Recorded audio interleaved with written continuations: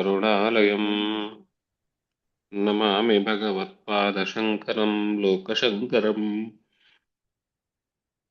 शङ्करं शङ्कराचार्यं केशवं बादरायणम् सूत्रभाष्यकृतौ वन्दे भगवन्तौ पुनः पुनः भारतीकरुणापात्रं भारतीपदभूषणम् भारतीपदमारूढं भारतीतीर्थमाश्रये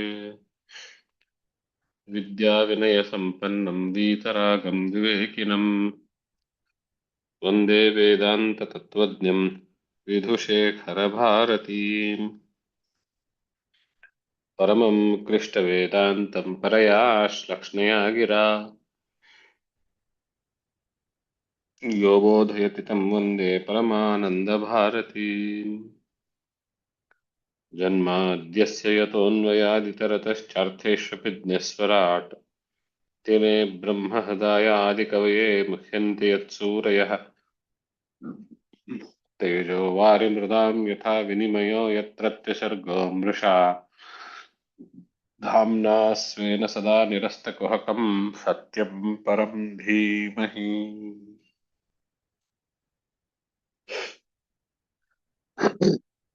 ಜಿಜ್ಞಾಸುಗಳೇ,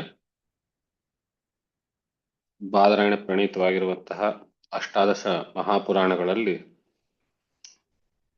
ಬಹಳ ಮಹತ್ವದ್ದಾಗಿರುವಂತಹದ್ದು, ಅಷ್ಟೇ ಪ್ರಸಿದ್ಧವಾಗಿರುವಂತಹದ್ದು ಶ್ರೀಮದ್ ಭಾಗವತ ಪುರಾಣ.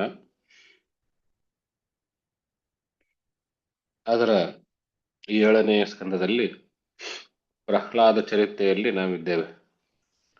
ಪ್ರಹ್ಲಾದ ಚರಿತೆಯ ಪೂರ್ವಪೀಠಿಕಾ ಭಾಗ ಅಂತ ತಿಳ್ಕೊಳ್ಬಹುದು. ಹಿರಣ್ಯಾಕ್ಷನ ವಧೆಯ ನಂತರ ಹಿರಣ್ಯಕಶಿಪು ಮನೆಯಲ್ಲಿರುವವರಿಗೆ ಸಾಂತ್ವನ ಮಾಡಿ ಆಮೇಲೆ ಈ ವ್ಯವಸ್ಥೆ ಸರಿಯಿಲ್ಲ, ಈ ವ್ಯವಸ್ಥೆ ಮೂಲಕವಾಗಿ ಯಾವತ್ತೂ ಈ ದೇವತೆಗಳು ನಮ್ಮನ್ನ ಮೋಸ ಮಾಡ್ತಾರೆ, ಜೊತೆಗೆ ಈ ವ್ಯವಸ್ಥೆಯನ್ನು ನಿರ್ಮಿಸಿದಂತಹ ವಿಷ್ಣು ಕೂಡ ಈ ಎಲ್ಲಾ ವ್ಯವಸ್ಥೆಗಳು ದೇವತೆಗಳ ಪರವಾಗಿ ಇರುವಂತೇನೇ ನೋಡ್ಕೊಳ್ತಾನೆ. ಆದ್ರಿಂದ ನಾನು ಇಂತಹ ಶಕ್ತಿಯನ್ನು ಪಡ್ಕೊಳ್ಬೇಕು, ಆ ಶಕ್ತಿಯ ಮೂಲಕ ವ್ಯವಸ್ಥೆ ನನ್ನ ಪರವಾಗಿ ಬದಲಾಯಿಸ್ಕೊಳ್ಬೇಕು, ನಾನು ಹೇಳದಂತೆ ವ್ಯವಸ್ಥೆ ನಡೀಬೇಕು ಮತ್ತು ಆ ಎಲ್ಲ ವ್ಯವಸ್ಥೆಯ ಒಂದು ಹಿಡಿತ ನನ್ನ ಕೈಯಲ್ಲಿರಬೇಕು ಅಂತ ನಿಶ್ಚಯ ಮಾಡಿ ಬಹಳ ಕಠಿಣವಾಗಿರುವಂತಹ ತಪಶ್ಚರ್ಯ ಮಾಡ್ತಾನೆ. ನಾವು ಸಾಧಾರಣವಾಗಿ ಮಾತಾಡ್ತೀವಿ, ನನ್ನ ಹಣೆ ಬರ ಏನ್ ಮಾಡಬೇಕು, ತಪ್ಪಿದ್ದಲ್ಲ ಅಂತ. ಬಾಸ್ ಎಷ್ಟು ಕಿರುಕುಳ ಕೊಟ್ರು ನಾನು ಅವನ ಹತ್ರನೇ ಹೋಗಿ ಕೆಲಸ ಮಾಡಬೇಕು, ಪಕ್ಕದ ಮನೆಯವ್ರು ಎಷ್ಟು ಜಗಳ ತೆಗೆದ್ರು ಮತ್ತೆ ಪುನಃ ನಾಳೆ ಬೆಳಗ್ಗೆ ಎದ್ದು ಅವ್ರ ಜೊತೆಗೇನೆ ಮಾತಾಡಬೇಕು, ಹೀಗೆಲ್ಲ ಏನೇನೋ ನಮ್ಮ ಮೇಲೆ ನಮ್ಮ ಹಣೆ ಬರ ತಪ್ಪಿಸ್ಕೊಳಕ್ ಆಗೋದಿಲ್ವಲ್ಲ ಅನ್ನೋ ರೀತಿಯಲ್ಲಿ ನಮ್ಮನ್ನು ನಾವು ತೆಗೆದುಕೊಳ್ತಾ ಇರ್ತೀವಿ. ಆದ್ರೆ ಸ್ವಲ್ಪ ಯೋಚನೆ ಮಾಡಿ, ಭಗವಂತನ ಹಣೆ ಬರ ಹೇಗಿದೆ ನೋಡಿ.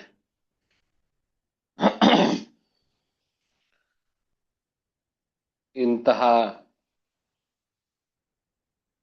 ಕೆಟ್ಟ ವಿಪರೀತ ಉದ್ದೇಶ ಇಟ್ಕೊಂಡು ತಪಶ್ಚರ್ಯ ಮಾಡಿದರೂ ಭಗವಂತ ನಾನು ನಿನ್ನ ವರ ಕೊಡೋದಿಲ್ಲ ಅಂತ ಅನ್ಲಿಕ್ಕೆ ಆಗೋದಿಲ್ಲ. ಅವನ ಹಣೆ ಬರ ನೋಡಿ ಹೇಗಿದೆ. ಇದನ್ನ ನೀವು ಸ್ವಲ್ಪ ಇನ್ನೂ ಹೆಚ್ಚಿಗೆ ವಿಸ್ತಾರ ಮಾಡಿ ಹೆಚ್ಚಿನ ವ್ಯಾಪ್ತಿಯಲ್ಲಿ ನೋಡಿದಾಗ ಈ ಜನರು, ನಾವುಗಳು, ಈ ರಾಕ್ಷಸಾದಿಗಳು ಎಲ್ಲರೂ ಏನೇನೇನೇನೆಲ್ಲ ವಿಚಿತ್ರವಾಗಿರುವಂತಹ ಬೇಡಿಕೆಗಳನ್ನು ಭಗವಂತನ ಹತ್ರ ಇಟ್ಕೊಳ್ತೀವಿ, ಏನೇನೇನೇನೋ ಬೇಡ್ಕೊಳ್ತೀವಿ. ಅದನ್ನ ಅನ್ನಮಯ ಆಚಾರ್ಯರು ಭಗವಂತನ ಸ್ಥಿತಿಯಲ್ಲಿ ನಿಂತು ಯೋಚನೆ ಮಾಡ್ತಾರೆ. ಏನಪ್ಪಾ ಭಗವಂತನ ಪರಿಸ್ಥಿತಿ ಎಂಥದ್ದಿದು, ಏನೇನೋ ಕೇಳ್ತಾರೆ, ಎಲ್ಲವನ್ನೂ ಅವನು ಕೇಳಿಸ್ಕೊಳ್ಬೇಕಲ್ಲ. ವಿನ್ನ ಪಾಲು ವಿನವಲೆ ವೆಂತವೆಂತಲು ಅಂತ ಒಂದು ಕೀರ್ತನೆ. ಭಿನ್ನಹಗಳನ್ನ ಎಂತೆಂತಹ ರೀತಿಯ ಭಿನ್ನಹಗಳನ್ನ ಕೇಳಬೇಕಲ್ಲ, ಅವನ್ ಎಂತ ಹಣೆ ಬರ ಒಂದು ಅಂತ ಅನ್ವಯಾಚಾರ್ಯರು ಯೋಚನೆ ಮಾಡಿದ್ದು.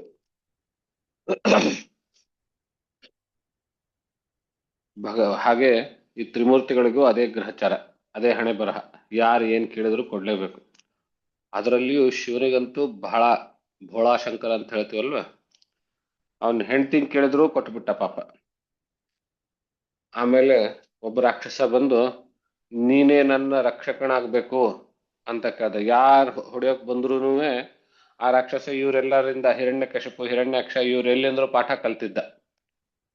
ಆದ್ರಿಂದ ನೀನೇ ನನ್ನ ರಕ್ಷಕನಾಗ್ಬೇಕು, ನಾನ್ ನೀನ್ ಶರಣ ಬಂದಿದ್ದೇನೆ ಅಂತ ಹೇಳ್ತಾನೆ ತ್ರಿಪುರಾಸುರ. ಅವನು ಅದಕ್ಕೂ ತಯಾರಾದ. ಆ ಮಾತಿಗೆ ಕಟ್ಟು ಬಿದ್ದು ಕೃಷ್ಣನ್ ಜೊತೆನೂ ಯುದ್ಧ ಆಡ್ದ ಶಿವ. ಕೃಷ್ಣನ್ ಜೊತೆಗೇನೆ, ಕೃಷ್ಣಾವತಾರದಲ್ಲಿ ಏನೆ ಅಂದ್ರೆ ಯೋಚನೆ ಮಾಡಿ, ಭಗವಂತನ ಹಣೆ ಬರಹ ಹೇಗಿದೆ, ಏನೇನೆಲ್ಲಾ ಮಾಡ್ಬೇಕು ಅವನು ಭಕ್ತರಿಗೋಸ್ಕರ ಅಂತೆಲ್ಲ ಇರ್ತ ಮಾಡ್ತಾನೆ.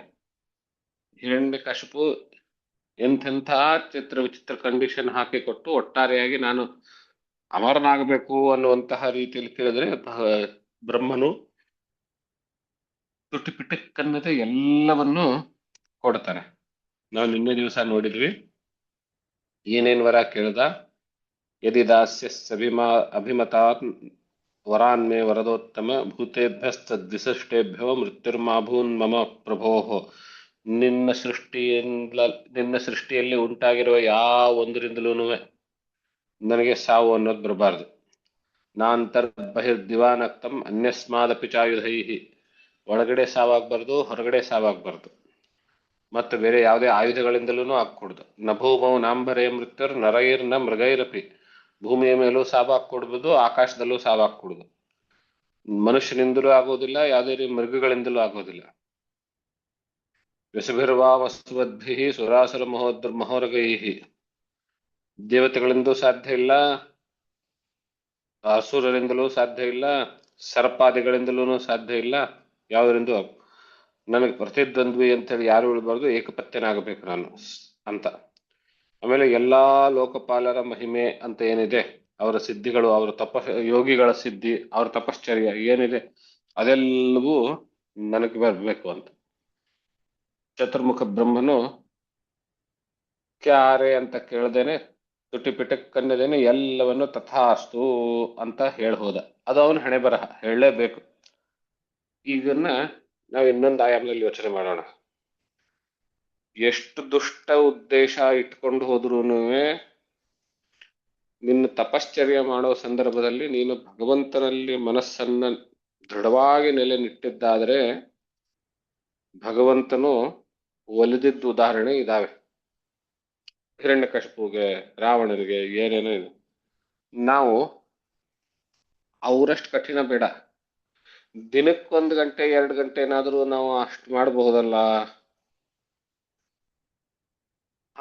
ಆವಾಗ ಭಗವಂತನ ಒಲಿಯದೇ ಇರ್ತಾನೇನು ಅಂತ. ಇತ್ತೀಚೆಗೆ ಹಿಂದಿನಲ್ಲಿ ಬಹಳ ಪ್ರಸಿದ್ಧವಾಗಿರುವಂತಹ ಹಾಡು ಬಂತು, ಬಹುಶಃ ಹಳೆ ಹಾಡೇ ಇರಬೇಕು. ಇವಾಗ ಅದಕ್ಕೆ ಸಂಗೀತದೆಲ್ಲ ತೋರಿಸಿ ಬಹಳ ಪ್ರಸಿದ್ಧಿ ಮಾಡಿದೆ. ಕೌನ್ ಕೇಹತಾ ಹೇ ಭಗವಾನ್ ಆತೆ ನಹಿ ತುಮ್ ಮೀರಾ ಕೆ ಜೈಸೆ ಬುಲಾತೆ ನಹಿ ಅಂತ.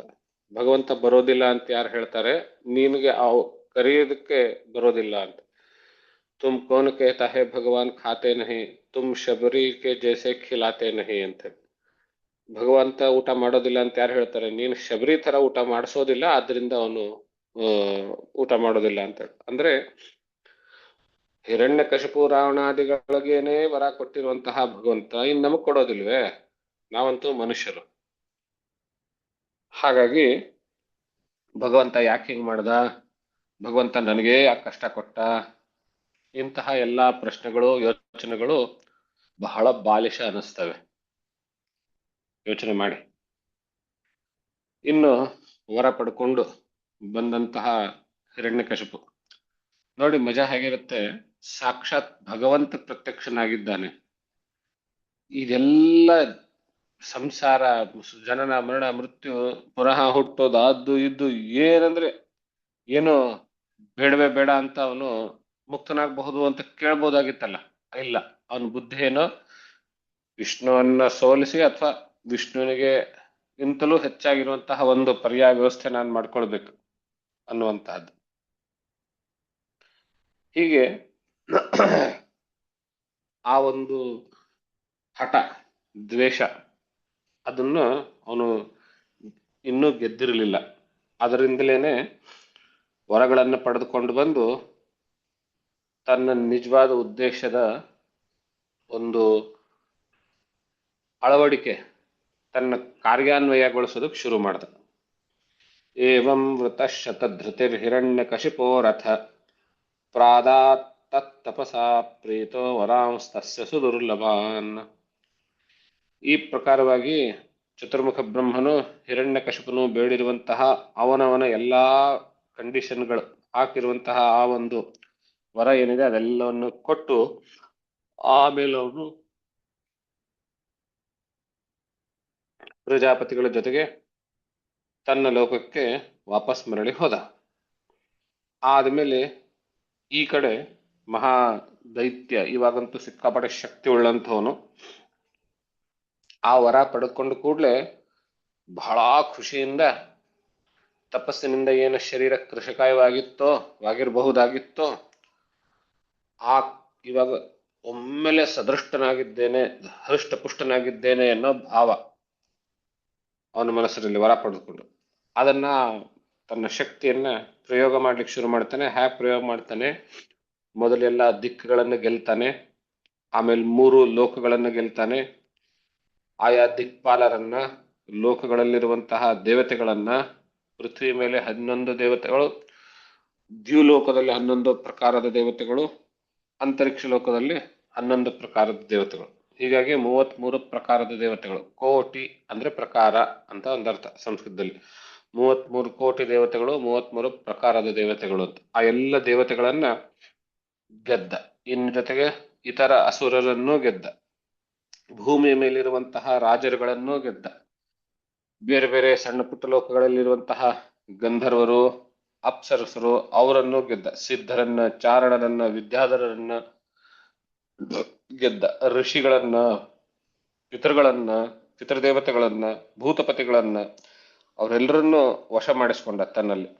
ಕೆಲವೊಬ್ಬರ ಜೊತೆ ಯುದ್ಧಾಡಿ, ಕೆಲವೊಬ್ಬರಿಗೆ ಹೆದರಿಸಿ, ಕೆಲವೊಬ್ಬರಿಗೆ ತನ್ನ ಒಂದು ಸಾಮರ್ಥ್ಯದ ಪ್ರಭಾವ ಬೀರಿ, ಹೀಗೆ ಏನೋ ಒಂದು ಮಾಡಿ ಎಲ್ಲವನ್ನ ತನ್ನ ವಶದಲ್ಲಿ ತೆಗೆದುಕೊಂಡು ಅವರ ಎಲ್ಲಾ ತೇಜಸ್ಸನ್ನ, ಅವರಲ್ಲಿರುವಂತಹ ಶಕ್ತಿಯನ್ನ ತನ್ನಲ್ಲಿ ಎಳೆದುಕೊಂಡ. ಅವರಿಗೆ ನಿಸ್ತೇಜರನ್ನಾಗಿ ಮಾಡಿದ. ಅಷ್ಟೇ ಅಲ್ಲದೆ ಇಂದ್ರನ ಮೇಲೆ ಆಕ್ರಮಣ, ಸ್ವರ್ಗದ ಮೇಲೆ, ಅವನ ಅಮರಾವತಿ ಪಟ್ಟಣ ಅದರ ಮೇಲೆ ಆಕ್ರಮಣ ಮಾಡಿ ಅವನ ಬಿಲ್ಡಿಂಗ್ ಮಹೇಂದ್ರ ಭವನ, ಅವನ ಸ್ವಂತದ ಅಂತಃಪುರ ಅಥವಾ ಅವನ ಅರಮನೆ, ಆ ಅಂತಃಪುರವನ್ನು ಆಕ್ರಮಣ ಮಾಡಿಕೊಂಡು ಇಂದ್ರನನ್ನು ಅಲ್ಲಿಂದ, ಈಗಾಗಲೇ ಅವನು ಬೇರೆ ಬೇರೆ ಎಲ್ಲ ದೇವತೆಗಳು ಅಥವಾ ಅಲ್ಲಿರುವಂತಹವರು ಬೇರೆ ಬೇರೆ ರೂಪಗಳಲ್ಲಿ ಭೂಮಿಯ ಮೇಲೆ, ಅಂತರಿಕ್ಷ ಅಲ್ಲಿ ಇಲ್ಲಿ ಇವನ್ ಕೈಯಲ್ಲಿ ಸಿಕ್ಕಾಕೊಳ್ಬಾರ್ದು ಅನ್ನೋ ಕಾರಣದಿಂದ ಅಡ್ಡಾಡ್ತಾ ಇದ್ರು ವೇಷಾಮರಿಸ್ಕೊಂಡು. ಸಿಕ್ಕಾಕೊಂಡವರು ಎಲ್ರೂ ಇವನಿಗೆ ತಮ್ಮ ಕೈಯಾರ ಸೇವೆ ಮಾಡ್ತಾ ಇದ್ರು. ದೇವತೆಗಳೆಲ್ಲರೂ ಕೂಡ ತಮ್ಮ ಕೈಯಾರ ಅವನಿಗೆ ಕಾಣಿಕೆಗಳನ್ನು ಸಲ್ಲಿಸ್ತಾ ಇದ್ರು ಸಿಕ್ಕಾಕೊಂಡವರು. ಆ ಮಹೇಂದ್ರ ಭವನದಲ್ಲಿಯೇನೆ ತನ್ನ ಅರಮನೆ ಶಿಫ್ಟ್ ಮಾಡಿ, ರಾಜಧಾನಿ ತನ್ನ ಅರಮನೆ ಎಲ್ಲ ಶಿಫ್ಟ್ ಮಾಡಿ ಅಲ್ಲಿಯೇನೆ ಅಂತಃಪುರದ ಆ ಸ್ವರ್ಗದ ಒಂದು ಸುಖವನ್ನ ಅನುಭವಿಸ್ತಾ ಅಲ್ಲಿಂದಲೇನೆ ತನ್ನ ರಾಜಕಾರಣ ಅಥವಾ ಅಧಿಕಾರ ಚಲಾಯಿಸಲಿಕ್ಕೆ ಶುರು ಮಾಡ್ದ. ಬ್ರಹ್ಮ ವಿಷ್ಣು ಮಹೇಶ್ವರ ಈ 3ರನ್ನ ಬಿಟ್ರೆ ಇವನು ವಶಪಡಿಸಿಕೊಳ್ಳದೆ ಇರೋರು ಯಾರಂದ್ರೆ ಯಾರೂ ಉಳಿದಿರಲಿಲ್ಲ. ಸಕಲ ಜೀವಕೋಟಿಗಳಲ್ಲಿ ನೋಡಿದ್ರು. ಅಷ್ಟು ಪರಾಕ್ರಮಶಾಲಿಯಾಗಿ ಮೆರೆದ, ಎಲ್ಲರನ್ನೂ ವಶಪಡಿಸ್ಕೊಂಡು. ಎಷ್ಟು ಮಟ್ಟಿಗೆ ಅಂದ್ರೆ ನಾರದ ತುಂಬರರೂ ಸಹ ಇವನನ್ನು ಕುರಿತೆ ಗುಣಗಾನ ಮಾಡ್ಲಿಕ್ಕೆ ಶುರು ಮಾಡಿದರು. ವಿದ್ಯಾಧರರು, ಯಕ್ಷರು, ರಾಕ್ಷಸರು, ಸಿದ್ಧರು, ಚಾರಣರು ಅವರೆಲ್ಲರೂ ದೇವತೆಗಳಿಗೆ ಶುಭೋದಯ, ಸುಪ್ರಭಾತ ಹೇಳಬೇಕಲ್ಲ, ಹಾಗೆ ಇವನಿಗೆ ಸುಪ್ರಭಾತ ಹೇಳೋದಕ್ಕೆ ಶುರು ಮಾಡಿದ್ರು. ಈ ರೀತಿ ಅವನು ಎಲ್ಲವೂ ತನ್ನ ನಿಯಂತ್ರಣದಲ್ಲಿ ತೆಗೆದುಕೊಂಡು ವರ್ಣಾಶ್ರಮ ಧರ್ಮವನ್ನು ಪಾಲಿಸುವಂತಹ ಋಷಿಮುನಿಗಳು, ಭೂಮಿ ಮೇಲಿರುವಂತಹ ಮಾನವರು, ಅದರ ಮೂಲಕ ಮಾಡ್ತಾ ಇರುವಂತಹ ಯಜ್ಞ ಯಾಗಾದಿಗಳು, ಆ ಯಜ್ಞ ಯಾಗಾದಿಗಳಿಗೆ ಯಾವ ಯಾವ ದೇವತೆಗಳಿಗೆ ಹವಿಸ್ಸನ್ನ ಅವರು ಅರ್ಪಿಸಿದ್ದಾರೆಯೋ ಆ ಎಲ್ಲ ಹವಿಸ್ಸುಗಳನ್ನು ಮಧ್ಯದಲ್ಲಿ ಹೋಗಿ ತಾನೇ ಸ್ವೀಕರಿಸಲಿಕ್ಕೆ ಶುರು ಮಾಡ್ದ. ತನ್ಮೂಲಕವಾಗಿ ದೇವತೆಗಳಿಗೆ ನಿಸ್ತೇಜರನ್ನಾಗಿ ಮಾಡ್ದ. ತಾನೇ ಹವಿರ್ಭಾಗವನ್ನ ಸ್ವೀಕರಿಸಲಿಕ್ಕೆ ಶುರು ಮಾಡ್ದ. ಇಷ್ಟು ತನ್ನ ಅಧಿಕಾರ ಸ್ಥಾಪನೆಯನ್ನ ಮಾಡುವಂತಹದ್ದು. ಹೀಗಿದ್ದಾಗ ಎಲ್ಲ ದೇವತೆಗಳಿಗೆ ನಿರಾಸೆ, ಬೇಸರ ಅಂತ ಆಗೋದು. ಇದು ಹೀಗೇನೆ ನಡೀತಾ ಇತ್ತು ಅನೇಕ ಕಾಲಗಳವರೆಗೆ. ನಡೀತಾ ಇದ್ದಾಗ ಎಲ್ಲ ದೇವತೆಗಳು ನಿಸ್ತೇಜರಾಗಿ ಇನ್ನೇನು ನಮ್ಮ ಅಸ್ತಿತ್ವವೇ ಹೊರಟು ಹೋಗುತ್ತೆ ಅಂತ ಬಹಳ ಚಿಂತಾಗ್ರಸ್ತರಾಗಿರುವಾಗ ಚತುರ್ಮುಖ ಬ್ರಹ್ಮನು ಅಲ್ಲ, ಶ್ರೀಹರಿಯು ಭಗವಂತನು ಆಕಾಶವಾಣಿಯ ಮೂಲಕವಾಗಿ, ವಿಷ್ಣು ಆಕಾಶವಾಣಿಯ ಮೂಲಕವಾಗಿ ಇವರಿಗೆ ಭರವಸೆಯ ಮಾತುಗಳನ್ನ ಹೇಳ್ತಾರೆ. ಅವರು ಭಗವಂತ ನೀನೇ ನಮ್ಮನ್ನು ಕಾಪಾಡಬೇಕು, ನೀನೇ ನಮಗ್ ಗತಿ ಅನ್ನೋ ರೀತಿಯಲ್ಲಿ ಕೇಳ್ಕೊಳ್ತಾ ಇದ್ರು. ಗಮನಿಸಿ, ಸಾಧಾರಣವಾಗಿ ನಾವು ಹೇಗೆ ಪ್ರತಿನಿತ್ಯ ನಾವು ಅಂದ್ರೆ ಮನುಷ್ಯರು ಭೂಮಿ ಮೇಲೆ ಭಗವಂತನೇ ನೀನೇ ಗತಿ, ಅಪ್ಪ ತಂದೆ ರಾಮ ಕೃಷ್ಣ ಅಂತ ನಾವು ಹೇಳ್ತೇವೆ. ಹಾಗೆ ಸಾಮಾನ್ಯವಾಗಿ ದೇವತೆಗಳು ಪ್ರತಿನಿತ್ಯ ನೆನೆಸೋದಿಲ್ಲ. ನಮ್ಗೆ ಇವಾಗ ಶಕ್ತಿ ಬಂದಿದೆ, ನಾವು ನೋಡ್ಕೊಳ್ತೀವಿ ಅನ್ನುವಂತಹ ಒಂದು ಅಹಂಕಾರ ಅವರಲ್ಲಿ ಇರುತ್ತೆ. ಈ ವಿಚಾರವಾಗಿ ಪುರಾಣಗಳಲ್ಲಿ ಇಂದ್ರನಲ್ಲಿ ಬಹಳ ಅಹಂಕಾರ ಅನ್ನೋದು ಮೇಲಿನ ಮೇಲೆ ತೋರಿಸಿರ್ತಾರೆ. ಅಂತಹ ದೇವತೆಗಳು ಇವಾಗ ಎಲ್ಲ ಶಕ್ತಿ ಹೋಗಿ ನಿಸ್ತೇಜರಾಗಿ ಆ ಭಗವಂತನನ್ನ ನೀನೇ ನಮಗ್ ಗತಿ ಅಂತ ಕೇಳ್ಕೊಳ್ತಾ ಇದ್ರು ತಮ್ಮಲ್ಲಿ ಏನೇ. ತಸ್ಮೈ ನಮೋಸ್ತು ಕಾಷ್ಟಾಯೈ ಯತ್ರಾತ್ಮ ಹರಿರೀಶ್ವರ ಯದ್ಗತ್ವಾ ನ ನಿವರ್ತಂತೆ ಶಾಂತ ಸನ್ಯಾಸಿನೋ ಮಲಾಹ. ಎಲ್ಲರೂ ಯಾವ ಆ ಪರಮಾನಂದದ ಸ್ಥಾನಕ್ಕೆ ಹೋಗಿ ಮತ್ತೆ ವಾಪಸ್ ಬರೋದಿಲ್ವೋ ಅಂತಹ ಜ್ಞಾನಿಗಳಿಗೆ ಸ್ಥಾನವಾಗಿರುವಂತಹ ಆ ಭಗವಂತನು ಅವನಿಗೆ ನಮಸ್ಕಾರ ಅನ್ನೋ ರೀತಿಯಲ್ಲಿ ಅವನನ್ನು ನೆನಪಿಸ್ಕೊಂಡ್ರು. ಯಾವಾಗ ಅವನನ್ನು ನೆನಪಿಸ್ಕೊಂಡ್ರೋ ಆವಾಗ ಭಗವಂತನ ಆಕಾಶವಾಣಿಯ ಮೂಲಕ ಇವರಿಗೆ ಅಭಯವನ್ನು ನೀಡಿದ, ಭರವಸೆಯನ್ನು ನೀಡಿದ. ಮಾಭೈಷ್ಟ ವಿಬುಧ ಶ್ರೇಷ್ಠಾ ಸರ್ವೇಷಾಂ ಭದ್ರಮಸ್ತುವಃ ಮದ್ದರ್ಶನಮ್ಯ ಭೂತಾನಾಂ ಸರ್ವಶ್ರೇಯೋಪಪತ್ತಯೇ. ವಿಬುಧ ಶ್ರೇಷ್ಠ, ದೇವತೆಗಳೇ ಹೆದರಬೇಡಿ. ನೀವು ನನ್ನ ದರ್ಶನ ಪಡೆದುಕೊಂಡಾಗ ಹೇಗೆ ಉಲ್ಲಾಸಭರಿತವಾಗಿ ಉತ್ಸುಕರಾಗಿ ಇರ್ತೀರಿಯೋ ಹಾಗೆ ಇರಿ. ಈ ನಿಮ್ಗೆ ಇರುವಂತಹ ಕಷ್ಟಕಾಲ ಕೊನೆಯ ತನಕ ಹೀಗೆ ಇರುತ್ತೆ ಅಂತೇನಿಲ್ಲ. ಜ್ಞಾತಮೇತಸ್ಯ ದೌರಾತ್ಮ್ಯಂ ದೈತೇಯಾಪಸದಸ್ಯ ಅಪದಸ್ಯ ಚ ದೈತೇಯಾಪಸದಸ್ಯ ಚ ತಸ್ಯ ಶಾಂತಿಂ ಕರಿಷ್ಯಾಮಿ ಕಾಲಂ ತಾವತ್ ಪ್ರತೀಕ್ಷತ. ಈ ದೈತೇಯನ ಉಪಟಳದಿಂದ ನಿಮ್ಮನ್ನ ಅವನ ಉಪಟಳವನ್ನ ಶಮನಗೊಳಿಸಿ ನಿಮಗೆ ಶಾಂತಿಯನ್ನು ತಂದು ಕೊಡ್ತೇನೆ. ಸ್ವಲ್ಪ ಕಾಲವನ್ನ ಕಾಯ್ತಾ ಇರಿ, ಪ್ರತೀಕ್ಷೆಯನ್ನು ಮಾಡ್ತಾ ಇರಿ ಅದರ ಬಗ್ಗೆ.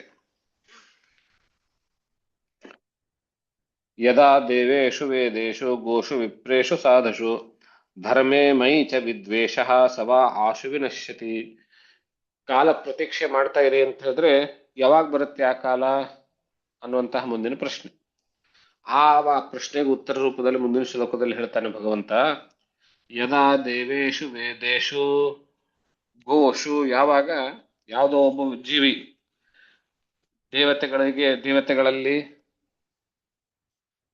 ದೇವೇಶು ಅಂದ್ರೆ ಈ ಮೂರರಲ್ಲಿ ಬ್ರಹ್ಮ ವಿಷ್ಣು ಮಹೇಶ್ವರ ಇವರಲ್ಲಿ, ವೇದೇಶು ವೇದಗಳಲ್ಲಿ, ಗೋಷು ಗೋವುಗಳಲ್ಲಿ, ವಿಪ್ರೇಶು ಬ್ರಾಹ್ಮಣರಲ್ಲಿ, ಸಾಧುಷು ಸಜ್ಜನರಲ್ಲಿ, ಧರ್ಮೇ ಧರ್ಮದಲ್ಲಿ, ಮತ್ತು ಮೈ ನನ್ನಲ್ಲಿ ವಿಷ್ಣುವಿನಲ್ಲಿ, ವಿದ್ವೇಷ ಕುರುತೆ, ಯಾವಾಗ ಯಾವ ಜೀವಿ ಇಷ್ಟೆಲ್ಲ ಹೇಳಿದ್ರಲ್ಲ ಇದರಲ್ಲಿ ದ್ವೇಷ ಮಾಡೋದಕ್ಕೆ ಶುರು ಮಾಡ್ತಾನ ಅವಾಗ ಅವನ ನಾಶ ಶುರುವಾಯ್ತು, ಅವನ ನಾಶ ಅಂತ್ಯಕಾಲ ಶುರುವಾಯ್ತು ಅಂತ.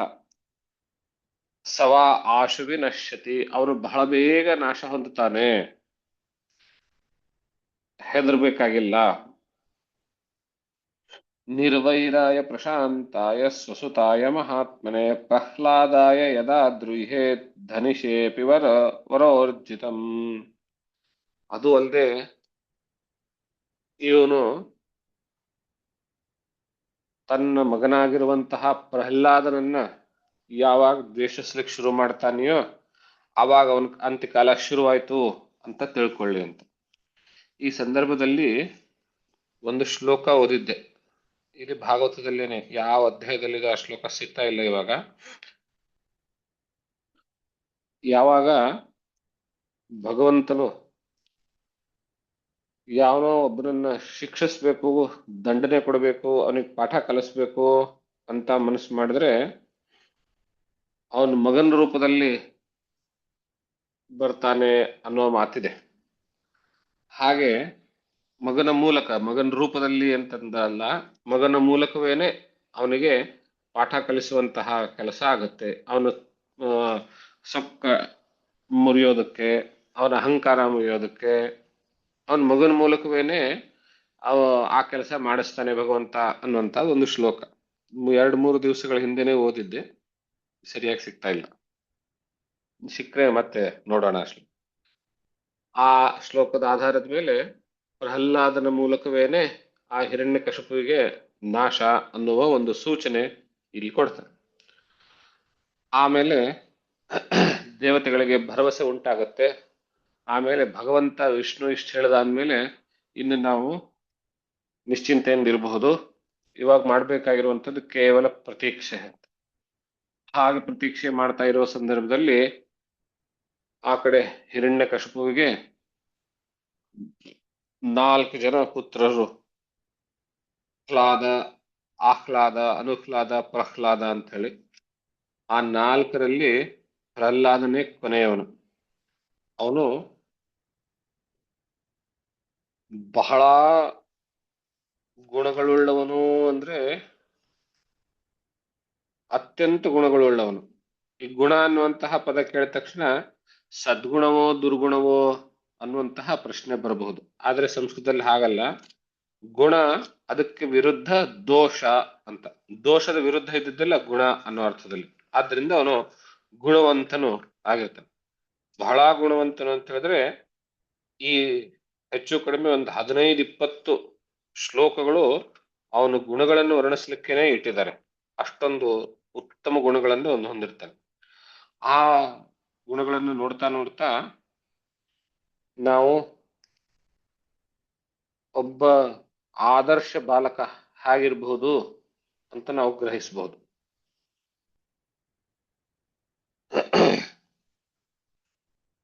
ನಾರದ ಯುಧಿಷ್ಠಿರನಿಗೆ ಹೇಳ್ತಾ ಇದ್ದಾನೆ ಈ ಕಥೆ. ಆ ಪ್ರಹ್ಲಾದನ ಗುಣಗಳನ್ನು ವರ್ಣನೆ ಮಾಡ್ತಾರೆ. ಬ್ರಹ್ಮಣ್ಯಶೀಲ ಸಂಪನ್ನ ಸತ್ಯಸಂಧೋ ಜಿತೇಂದ್ರಿಯ ಆತ್ಮವತ್ ಸರ್ವಭೂತಾನಾಂ ಏಕಃ ಪ್ರಿಯಸುಹೃತ್ತಮಃ ದಾಸವತ್ಸನ್ನತಾರ್ಯಾಂಘ್ರಿಃ ಪಿತೃವದ್ದೀನವತ್ಸಲಃ ಭ್ರಾತೃವತ್ ಸದೃಶೀ ಸ್ನಿಗ್ಧೋ ಗುರುಶ್ವೀಶ್ವರ ಭಾವನಃ ವಿದ್ಯಾರ್ಥರೂಪಜನ್ಮಾಢ್ಯೋ ಮಾನಸ್ತಂಭ ವಿವರ್ಜಿತಃ. ಬ್ರಹ್ಮಣ್ಯನು ಅಂತ ಹೇಳಿದ್ರೆ ಬ್ರಹ್ಮನಲ್ಲಿಯೇನೆ ಅಂದ್ರೆ ಭಗವಂತನಲ್ಲಿಯೇನೆ ಮನಸ್ಸಿಟ್ಟವನು, ಅಂದ್ರೆ ಭಗವದ್ ಭಕ್ತನು. ಮೊದಲನೇ ಗುಣವೇನೆ ಹಿರಣ್ಯಕಶಿಪುವಿನ ವಿರುದ್ಧದ ಗುಣ, ಅವನ ಸ್ವಭಾವಕ್ಕೆ ಬೇಕಾಗಿರುವಂತಹದ್ದು ವಿರುದ್ಧದ ಗುಣ. ಶೀಲ ಸಂಪನ್ನ, ಶೀಲ ಅಂದ್ರೆ ಚಾರಿತ್ರ್ಯ, ಉತ್ತಮವಾಗಿರುವಂತಹ ಚಾರಿತ್ರ್ಯ ಉಳ್ಳವನು, ನಡತೆ ಉಳ್ಳವನು.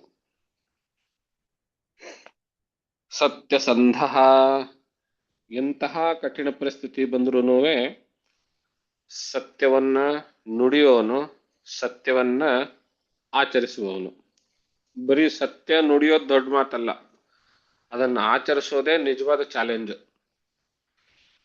ಅವನು ಎರಡೂ ಇರೋರಿಗೆ ಸತ್ಯಸಂಧ ಅಂತ ಹೇಳ್ತಾನೆ. ಅವನು ಸತ್ಯಸಂಧನಾಗಿದ್ದನು. ಮುಂದಿಂದು ಜಿತೇಂದ್ರಿಯ, ಇಂದ್ರಿಯಗಳನ್ನ ತನ್ನ ವಶದಲ್ಲಿ ಇಟ್ಕೊಂಡಿರುವಂಥವನು. ಬಾಲಕ, ಚಿಕ್ಕ ಹುಡುಗನಾಗ್ನೇನೆ ಇಂದ್ರಿಯನು. ಈ ಎಲ್ಲ ಗುಣಗಳನ್ನು ನೀವು ಗಮನಿಸಿ, ಈ ಒಬ್ಬ ಪುಟ್ಟ ಬಾಲಕನಲ್ಲಿ ಏನೇ ಇಷ್ಟು ಗುಣಗಳು ಕಾಣಿಸ್ತಾ ಇದ್ದಾವೆ ಅಂತಾದ್ರೆ ಅವನು ಸಾಧಾರಣ ಅಲ್ಲ ಅನ್ನೋದು ಅಲ್ಲಿಯೇನೆ ಗೊತ್ತಾಗುತ್ತೆ. ಮುಂದಿನ ಗುಣ ಆತ್ಮವತ್ ಸರ್ವಭೂತಾನ, ಎಲ್ಲರಲ್ಲಿಯೂ ತನ್ನಂತೆ ಕಾಣ್ತಾ ಇದ್ದ ಅಂತಂದ್ರೇನು, ಸರ್ವಜ್ಞನ ವಚನ ಇದೆಯಲ್ಲ, ಎಲ್ಲರೂ ತನ್ನಂತೆ ಬಗೆದೊಡೆ ಸರ್ವಜ್ಞ ಅಂತ. ಎಲ್ಲರಲ್ಲಿಯೂ ಅಂದ್ರೆ ತನಗೆ ಹೇಗೆ ಕಷ್ಟ ಆಗಬಹುದು ಅವರಿಗೂ ಹಾಗೆ ಕಷ್ಟ ಆಗಬಹುದು, ತನಗೆ ಹೇಗೆ ಒಳ್ಳೇದಾಗುತ್ತೋ ಅವರಿಗೂ ಹಾಗೆ ಒಳ್ಳೆ ಆಗಬಹುದು ಅಂತ. ಎಲ್ಲರಲ್ಲಿಯೂ ತನ್ನನ್ನೇ ಕಾಣುವಂತಹ ಒಂದು, ತನ್ನಂತೆ ಎಲ್ಲರನ್ನೂ ಕಾಣುವಂತಹ ಒಂದು ಸ್ವಭಾವ. ಆತ್ಮವತ್ ಸರ್ವಭೂತಾನಾಂ ಪ್ರಿಯ ಸುಹೃತ್ತಮಃ ಏಕಃ ಪ್ರಿಯ ಸುಹೃತ್ತಮಃ. ಗೆಳೆಯರಲ್ಲಿ ಬಹಳ ಆತ್ಮೀಯವಾಗಿ ಪ್ರತಿಯೊಬ್ಬರಿಗೂ ನನ್ನ ನಿಜವಾದ ಗೆಳೆಯ ಇವನೇ ಒಬ್ಬನು ಅನ್ನುವ ಭಾವನೆ ಹುಟ್ಟಬೇಕು, ಹಾಗೆ ವರ್ತನೆ ಮಾಡ್ತಾ ಇದ್ದ. ದಾಸವತ್ ಸನ್ನತಾರ್ಯಾಂಘ್ರಿ, ಗುರುಗಳು ಹಿರಿಯರು ಅಂತ ಕಾಣಿಸಿದಾಗ ಅವರಿಗೆ ಸೇವಕನಂತೆ ಸೇವೆ ಮಾಡ್ತಾ ಇದ್ದ, ದಾಸನಂತೆ ಸೇವೆ ಮಾಡ್ತಾ ಇದ್ದ ಅವರಿಗೆ.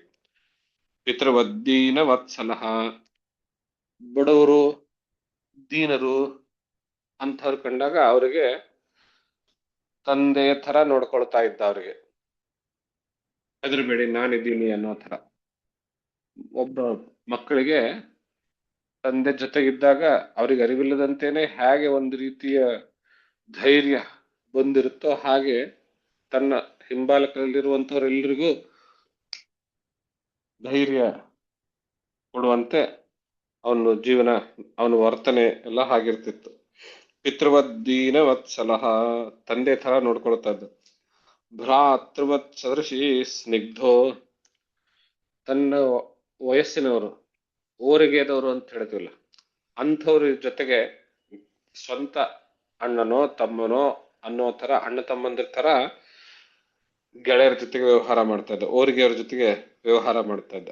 ಸ್ನಿಗ್ಧ, ಬಹಳ ಸ್ನೇಹಮಯಿ ಆಗಿದ್ದ.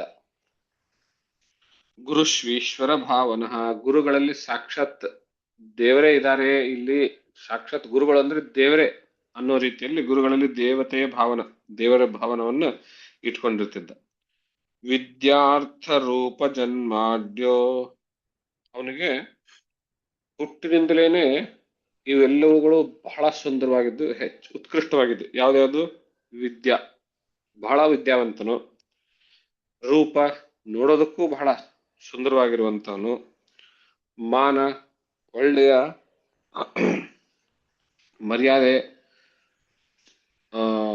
ಗೌರವ ಪಡೆದುಕೊಳ್ಳುವಂಥವನು ಮತ್ತು ಹಾಗೆ ಕೊಡುವಂಥವನು.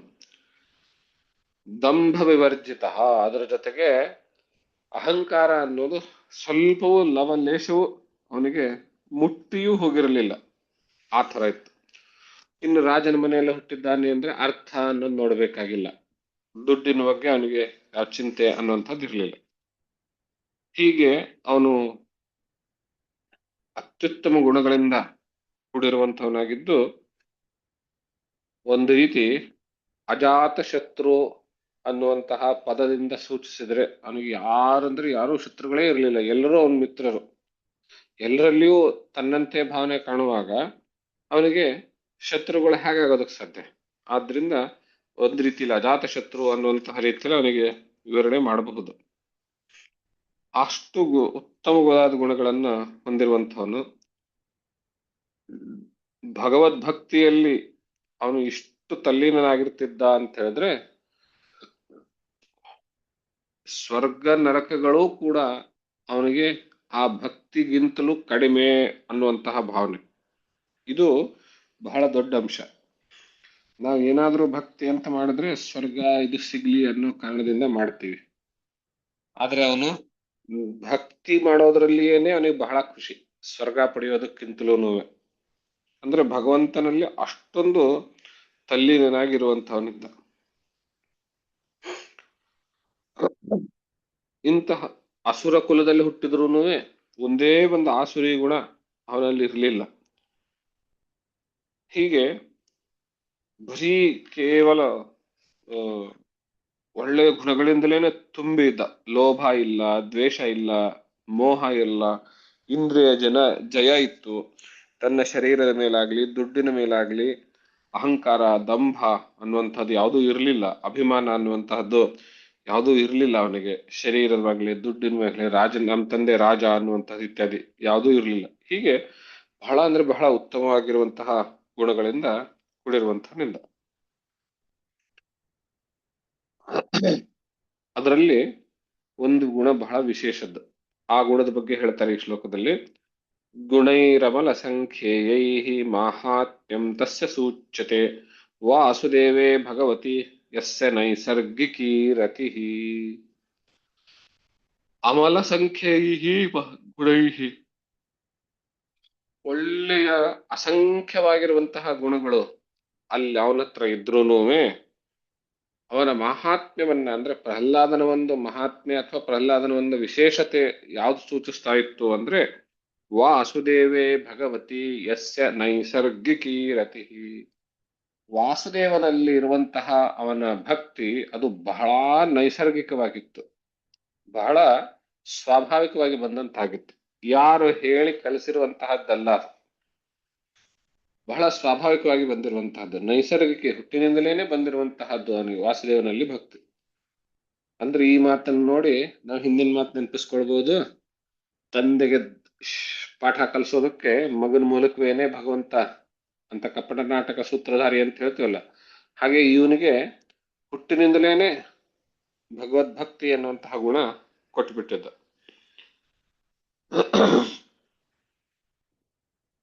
ಇಲ್ಲಿಗೆ ಅವನ ಉತ್ತಮ ಗುಣಗಳ ವರ್ಣನೆ ಹೇಳ್ತಾ ಹೇಳ್ತಾ ಈ ಅಧ್ಯಾಯ ಸಂಪನ್ನವಾಗ್ತದೆ. 4ನೇ ಅಧ್ಯಾಯ. ಮುಂದೆ ಒಂದು ದಿವಸ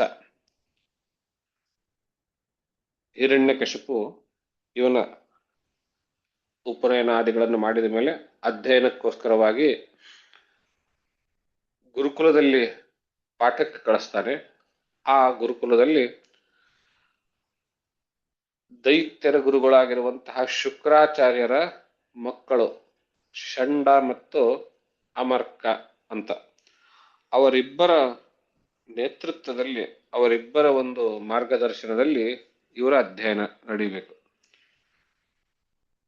ಆ ಇಡೀ ಗುರುಕುಲ ಅವರಿಬ್ಬರೇ ನೋಡ್ಕೊಳ್ತಾ ಇದ್ರು. ದೈತ್ಯ ಶುಕ್ರಾಚಾರ್ಯರು ಅವರಿಗೆ ರಾಜ್ಯದ ನೋಡುವಂತಹದ್ದು, ಬೇರೆ ಬೇರೆ ಕೆಲಸಗಳು, ತಮ್ಮ ತಪಶ್ಚರ್ಯ ಮಾಡೋದು, ಬಹಳ ಬೇರೆ ಬೇರೆ ಕೆಲಸದಲ್ಲಿ ಅವರು ಮಗ್ನರಾಗಿದ್ರು. ಮಕ್ಕಳಾಗಿರುವಂತಹ ಷಂಡ ಮತ್ತು ಅಮರ್ಕರು ಆ ಗುರುಕುಲವನ್ನು ನೋಡ್ತಾ ಇದ್ರು. ಆ ಗುರುಕುಲದಲ್ಲಿ ಇವರಿಗೆ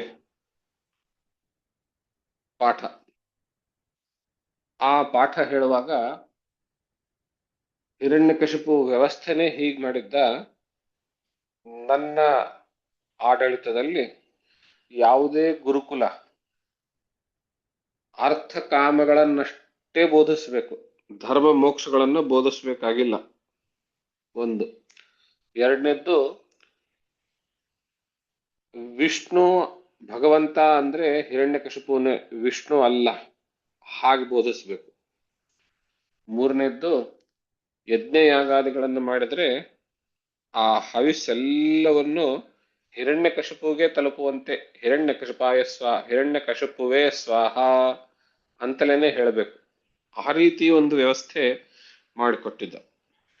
ವ್ಯವಸ್ಥೆನೇ ಹಾಗೆ ಮಾಡಿದ್ಮೇಲೆ ಆ ಪಾಠದಲ್ಲಿ ಗುರುಕುಲದಲ್ಲಿರುವಂತಹ ಅವರು ಕೂಡ ಎಲ್ರಿಗೂ ಹಾಗೆ ಕಲಿಸ್ಕೊಡ್ತಾ ಇದ್ರು. ಅರ್ಥ ಕಾಮಗಳನ್ನ, ದುಡ್ಡು ಹೇಗೆ ಸಂಪಾದನೆ ಮಾಡಬೇಕು, ಹೇಗೆ ಕಾಮಗಳನ್ನ ತೀರಿಸಿಕೊಳ್ಬೇಕು ಅನ್ನುವಂಥದ್ದೇ. ಧರ್ಮದ ಲವಲೇಶವೂ ಇಲ್ಲ, ಹಾಗಾಗಿ ಮೋಕ್ಷವಂತೂ ಅಲ್ಲಿ ಪ್ರಶ್ನೆನೇ ಇಲ್ಲ. ಇಂತಹ ವಾತಾವರಣದಲ್ಲಿದ್ರೂ ಆ ಬಾಲಕ ಪ್ರಹ್ಲಾದ ಗುರುಗಳಿಗೆ ಯಾವತ್ತಿಗೂ, ಗುರುಗಳೇ ನೀವು ಹೇಳ್ತಾ ಇರೋದು ತಪ್ಪು, ಭಗವದ್ಭಕ್ತಿ, ಭಗವಂತನಿದ್ದಾನೆ, ವಿಷ್ಣು ಇದ್ದಾನೆ, ಹರಿ ಎಲ್ಲರಿಗಿಂತಲೂ ದೊಡ್ಡವನು, ಅವನನ್ನು ಭಕ್ತಿ ಮಾಡ್ಬೇಕ ನಾವು ಅಂತ ಗುರುಗಳಿಗೆ ಎದುರುವಾದಿಸಿದ್ದು ಯಾವತ್ತೂ ಇಲ್ಲ. ಗುರುಗಳು ಏನು ಹೇಳ್ತಾರೆ ಅದನ್ನೇ ಕಲಿಯೋನು. ಅದಾದ್ಮೇಲೆ ತನ್ನ ಸ್ವಾಭಾವಿಕವಾಗಿರುವಂತಹ ಭಕ್ತಿ ಮುಂದುವರಿಸೋನು. ಇದು ವಿಶೇಷವಾಗಿರುವಂತಹದ್ದು. ಅವನಲ್ಲಿರುವಂತಹ ಗುಣ. ಕೆಲವೊಂದು ಕಡೆ ನಾವು ನೋಡ್ತೇವೆ, ಮಕ್ಕಳು ಸ್ವಲ್ಪ ಶಾರ್ಪ್ ಆಗಿದ್ರೆ ಟೀಚರ್ ಬಗ್ಗೆ ಒಂದು ರೀತಿಯ ಉಡಾಫೆ ಭಾವನೆ ಬರುತ್ತೆ. ಹಾಗಿರ್ಲಿಲ್ಲ ಇವನು. ಸಿಲೆಬಸ್ ಅಲ್ಲಿ ಏನ್ ಹೇಳಿಸಿದ್ರು ಅದನ್ನೇ ಕರೆಯೋದು, ಹೌದು ಗುರುಗಳೇ ಹತ್ರ. ಆಮೇಲೆ ತನ್ನ ಪಾಡಿ ತಾನು ಭಗವದ್ಭಕ್ತಿನಲ್ಲಿ ತಲ್ಲೀನನಾಗಿರ್ಕೊಂಡು ಇರುವಂಥದ್ದು. ಹೀಗಿರುವ ಸಂದರ್ಭದಲ್ಲಿ ಒಂದ್ ದಿವಸ ಹಿರಣ್ಯಕಶಿಪು ಆ ಮಾರ್ಗದಲ್ಲಿ ಹೋಗ್ತಾ ಇರುವಾಗ ಗುರುಕುಲಕ್ಕೆ ಬಂದು ತನ್ನ ಮಗನ ಕರೆದುಕೊಂಡು ತೊಡೆ ಮೇಲೆ ಕೂಳಿಸ್ಕೊಂಡು, ಹಾ ಹೇಗಿದೆ, ಏನ್ ಕಲಿತಾ ಇದೀಯಾ ಅಂತೆಲ್ಲ ಕುಶಲೋಪರಿ ಕೇಳಿದ್ಮೇಲೆ ಪ್ರಶ್ನೆ ಕೇಳ್ತಾನೆ. ಈ ಜಗತ್ತಿನಲ್ಲಿ ತುಂಬಾ ಒಳ್ಳೆಯದು ಅಂತ ಯಾವುದು ಹೇಳು, ತುಂಬಾ ಸಾಧು ಆಗಿರುವಂತದ್ದು ಯಾವ್ದು ಹೇಳು ಅಂತ ಕೇಳಿದಾಗ ಅವನು ಒಂದು ಶ್ಲೋಕ ಹೇಳ್ತಾನೆ. ತತ್ಸಾಧು ಮನ್ನೇ ಸುರವರ್ಯ ದೇಹಿನಾಂ ಸದಾ ಸಮುದ್ವಿಗ್ನ ಧಿಯಾಮ ಸದ್ಗ್ರಹಾತ್ ಹಿತ್ವಾತ್ಮಪಾತಂ ಗೃಹಮಂಧಕೂಪಂ ವನಂಗತೋ ಯದ್ಧರಿಮಾಶ್ರಯೇತ. ಹೇ ಅಸುರವರಿಯ, ಅಸುರರ ಶ್ರೇಷ್ಠವಾಗಿರುವಂತ ಅಸುರ ಕುಲದಲ್ಲಿಯೇನೆ ಶ್ರೇಷ್ಠವಾಗಿರುವಂತವನೇ ಅಸುರವರಿಯನೇ, ದೇಹಿನಾಂ ಸದಾ ಸಮುದ್ವಿಗ್ನ ಧಿಯಾ, ನಾನು ನನ್ನದು ಎನ್ನುವಂತಹ ಅಹಂಭಾವ ಮಮಭಾವ ಏನಿರುತ್ತೆ, ಅಹಮಹಮಿಕೆ ಮತ್ತು ಮಮಮಿಕೆ, ನಂದು ನಂದು ಎನ್ನುವಂತಹ ಭಾವನೆ ಏನಿದೆಯಲ್ಲ, ಈ ಭಾವನೆಯಿಂದ ಯಾವಾಗಲೂ ಮೊಸಳೆಯಲ್ಲಿ ಹೇಗೆ ಸಿಕ್ಕಾಕೊಂಡು ಮೊಸಳೆ ಬಾಯಲ್ಲಿ ಸಿಕ್ಕಾಕೊಂಡ್ರೆ ಅದರಿಂದ ಹೇಗೆ ತಪ್ಪಿಸ್ಕೊಳಕ್ ಆಗೋದಿಲ್ಲ, ಹಾಗಲೇ ಈ ಅಹಮಹಮಿಕೆಯಿಂದ ತಪ್ಪಿಸ್ಕೊಂಡಿರುವಂತಹ ಜನ ಏನ್ ಮಾಡ್ತಾರೆ, ಹಿತ್ವಾ ಆತ್ಮಪಾತಂ, ಅದನ್ನ ತಮ್ಮ ಆ ಅಹಮಹಿಕೆಯಿಂದ ಅಹಂಕಾರದಿಂದ ತಮ್ಮ ಪಾತವನ್ನು ಅಧಃಪತನವನ್ನು ತಾವೇ ಮಾಡ್ಕೊಳ್ತಾ ಇದ್ದಾರೆ. ಹಾಗೆ ಅಧಃಪತನಕ್ಕೆ ತಾವೇ ಕಾರಣವಾಗಿ ಅಂಧಕೂಪಂ, ಬಹಳ ಕತ್ತಲೆಯಾಗಿರುವಂತಹ ಆ ಆಳವಾದ ಗರ್ತದಲ್ಲಿ ಅಂದ್ರೆ ಬಾವಿಯಲ್ಲಿ ಬಿದ್ದು ಹೋಗ್ತಾ ಇದ್ದಾರೆ. ಹಾಗೆ ಬಿದ್ದಂಥವ್ರಿಗೆ ಯಾರ ಗತಿ ಅಂತ ಹೇಳಿದ್ರೆ ಯದ್ ಹರಿಮಾಶ್ರಯೇತ, ಅಂಥವರಿಗೆ ಮನೆ ಮಠ ಎಲ್ಲವನ್ನ ಬಿಟ್ಟು ವನಂಗತಃ, ಕಾಡಿಗೆ ಹೋಗಿ ಅಂದ್ರೆ ಏಕಾಕಿ ಸ್ಥಳದಲ್ಲಿ ಹೋಗಿ ಹರಿಮಾಶ್ರಯೇತ, ಹರಿಯನ್ನ ಆಶ್ರಯಿಸಬೇಕು, ಅದೊಂದೇ ಅವ್ರಿಗೆ ಗತಿ ಅನ್ನುವಂತಹ ರೀತಿಯಲ್ಲಿ ಹೇಳ್ತಾರೆ. ಸಾರಾಂಶ ಏನೋ ಒಂದು, ನೀವು ಇರುವಂತಹ ಈ ವ್ಯವಸ್ಥೆಯಲ್ಲಿ ಅರ್ಥ ಕಾಮಗಳನ್ನೇ ಪ್ರಧಾನವಾಗಿ ಇಟ್ಕೊಂಡು ಹೊರಟಿದ್ದೀರಲ್ಲ, ಈ ವ್ಯವಸ್ಥೆಯ ಮೂಲಕವಾಗಿ ಜನ ಅಹಂಕಾರಗಳನ್ನು ಹೆಚ್ಚಿಸಿಕೊಂಡು ತಮ್ಮ ಅಧಃಪತನಕ್ಕೆ ತಾವೇ ಕಾರಣರಾಗ್ತಾ ಇದ್ದಾರೆ. ಅವರು ಒಂದಿಲ್ಲ ಒಂದ್ ದಿವಸ ಅಂಧಕಾರದ ಅಜ್ಞಾನವೆಂಬ ಅಂಧಕಾರದ ಗಾಢಾಂಧಕಾರದ ಕೂಪದಲ್ಲಿ ಬೀಳ್ತಾರೆ. ಇಂತಹ ಪರಿಸ್ಥಿತಿಯಲ್ಲಿ, ಇಂತಹ ವ್ಯವಸ್ಥೆಯಲ್ಲಿ ಒಳ್ಳೆಯದು ಅಂತ ಏನಾದರೂ ಆಗೋದಿದ್ರೆ ಅದು ಕೇವಲ ಹರಿಯನ್ನ ಆಶ್ರಯ ಮಾಡುವುದರಿಂದಲೇನೆ ಆಗುತ್ತೆ ಅನ್ನೋ ಮಾತನ್ನ ಸುಂದರವಾದ ಶ್ಲೋಕಗಳಲ್ಲಿ, ಸ್ವರಚಿತ ಶ್ಲೋಕದಲ್ಲಿ ಉತ್ತರ ಕೊಡ್ತಾರೆ. ಈ ಮಾತನ್ನು ಕೇಳಿದ ತಕ್ಷಣ ನನ್ನ ಪರಮಶತ್ರು ಆಗಿರುವಂತಹ ವಿಷ್ಣುವನ್ನ ಕೊಂಡಾಡೋದೆ ಅಂತ ಹಿರಣ್ಯಕಶಿಪು ಕೋಪಾವಿಷ್ಟನಾಗಿದ್ರು ಕೂಡ ಎದುರುಗಡೆ ಇರುವಂತಹವನು ಒಬ್ಬ ಪುಟ್ಟ ಬಾಲಕ, ಅವನು ನನ್ನ ಮಗ, ಅವನ ಮೇಲೆ ನನ್ನ ಕೋಪ ತೋರಿಸೋದೇನು ಅಂತ ಯೋಚನೆ ಮಾಡಿ, ನನ್ನ ಮಗ ಹೀಗೆಲ್ಲ ಹೇಳಿರ್ಲಿಕ್ಕಿಲ್ಲ, ಯಾರೋ ಪುಟ್ಟ ಹುಡುಗ ಯಾರೋ ಏನೋ ಹೇಳಿರ್ತಾರೆ, ಅದನ್ನ ಕೇಳಿ ಇವನು ಕಾಪಿ ಮಾಡಿರ್ಬೇಕು ಅನ್ನೋ ರೀತಿಯಲ್ಲಿ ಅದನ್ನು ಅಷ್ಟು ಗಂಭೀರವಾಗಿ ತೆಗೆದುಕೊಡದೇನೆ, ಹಾಗಲ್ಲ ಇದು ಹೀಗೆ ಅಂತ ಹೇಳಿಬಿಟ್ಟು ಆಮೇಲೆ ಗುರುಕುಲದಲ್ಲಿ ಇರುವಂತಹ ಶಿಕ್ಷಕರು ಷಂಡ ಮತ್ತು ಅಮರ್ಕ ಅವರಿಬ್ಬರಿಗೂ ಪ್ರತ್ಯೇಕವಾಗಿ ಕರೆದು ಅವರಿಗೊಂದು ಸ್ಟ್ರಾಂಗ್ ವಾರ್ನಿಂಗ್ ಕೊಡ್ತಾನೆ. ಯಾರು ನನ್ನ ಮಗನಿಗೆ ಇಂತಹ ಕೆಟ್ಟ ಕೆಟ್ಟ ಬುದ್ಧಿ ಹೇಳ್ಕೊಡ್ತಾ ಇದ್ದಾರೆ, ಗಮನ ಇರಲಿ, ಪಾಠಶಾಲೆ ನಡೆಸೋದು ಗುರುಕುಲ ನಡೆಸೋದು ನೀವು ತಾನೆ, ನೀವೇ ಹೀಗೆ ಹೇಳ್ಕೊಡ್ತೀರಿ ಅಂತ ನನ್ನ ಅಭಿಪ್ರಾಯ ಅಲ್ಲ. ಆದ್ರೆ ಯಾರೋ ನಮಗ ಶತ್ರು ಪಕ್ಷದವರು ಅಂದ್ರೆ ದೇವತೆಗಳು ನಮ್ಮ ಗುರುಕುಲದಲ್ಲಿ ಸೇರಿ ನನ್ನ ಮಗನ ಬುದ್ಧಿ ಕೆಡಿಸ್ತಾ ಇದ್ದಾರೆ, ಅದ್ರ ಬಗ್ಗೆ ಗಮನ ಇರಲಿ ಅಂತ ಹೇಳಿ ಅವನಿಗೆ ವಾರ್ನಿಂಗ್ ಕೊಟ್ಟು ಹೊರಟು ಹೋಗ್ತಾನೆ. ಮುಂದೆ ಸ್ವಲ್ಪ ದಿವಸಗಳ ನಂತರ ಮತ್ತೆ ವಾಪಸ್ ಬಂದು ಮತ್ತೆ ಅದೇ ಪ್ರಶ್ನೆ ಕೇಳಿದಾಗ್ಲೂ ಇಂತಹ ರೀತಿಯ ಉತ್ತರವೇನೆ ಅವನಂದ್ರೆ ಸಿಗುತ್ತೆ, ಪ್ರಹ್ಲಾದದಿಂದ ಸಿಗುತ್ತೆ. ಆ ಎಲ್ಲ ಉತ್ತರ, ಆ ಉತ್ತರದಿಂದ ಇವನಿಗೆ ಹಿರಣ್ಯಕಶಿಪುವಿಗೆ ಬಹಳ ಕೋಪ. ನನ್ನ ಮಗನಾಗಿದ್ರೂ ಪರವಾಗಿಲ್ಲ, ಇವನಿಗೆ ಹೀಗೇನೆ ಬಿಟ್ರೆ ಇವನು ತಾನಲ್ದೇನೆ ಮಿಕ್ಕ ಎಲ್ಲರ ಬುದ್ಧಿಯನ್ನು ಕೆಡಿಸ್ತಾನೆ. ಆದ್ರಿಂದ ಇವನಿಗೆ ನನ್ನ ಮಗನಾದ್ರೂ ವಧ ಮಾಡೋದೇನೆ ಮಾರ್ಗ ಅಂತ ನಿಶ್ಚಯಕ್ಕೆ ಬರ್ತಾನೆ. ಆ ಎಲ್ಲ ವಿಚಾರಗಳನ್ನ ಮುಂದಿನ ದಿನಗಳಲ್ಲಿ ನೋಡೋಣ. ಇಲ್ಲಿಗೆ ಇವತ್ತಿನ ಈ ಪಾಠ ಭಾಗವನ್ನ ತಮ್ಮೆಲ್ಲರ ಹೃದಯ ಕಳೆದಿರುವಂತಹ ಪರಮಾತ್ಮನಲ್ಲಿ ಅರ್ಪಿಸಿ ವಾಣಿಗೆ ವಿರಾಮವನ್ನು ನೀಡುತ್ತೇವೆ. ಓಂ ಸ್ವಸ್ತಿ. ಎಲ್ರಿಗೂ ಗುರುಗಳೇ ಶುಭರಾತ್ರಿ. ತತ್ಸತ್ ಶ್ರೀ ಕೃಷ್ಣ ಅರ್ಪಣ ಮಸ್ತು. ಗುರುಗಳೇ ನಮಸ್ಕಾರ.